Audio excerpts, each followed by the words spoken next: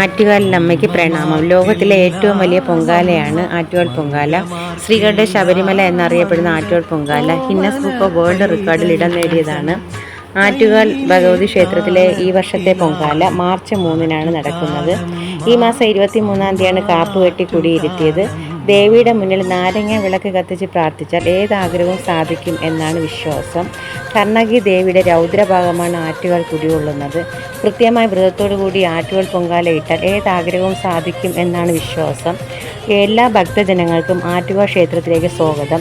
ജാതി മത ഭേദമന്യേ പൊങ്കാല അർപ്പിക്കുന്ന എല്ലാ ഭക്തജനങ്ങൾക്കും ദേവിയുടെ അനുഗ്രഹം ഉണ്ടാകട്ടെ. ഇനി ഞങ്ങളുടെ ഫെയ്ഡോട്ട് ഷോപ്പിൽ സ്ത്രീകൾക്ക് പൊങ്കാല ആവശ്യമായ എല്ലാ വസ്ത്രങ്ങളും ലഭ്യമാണ്. Thank you.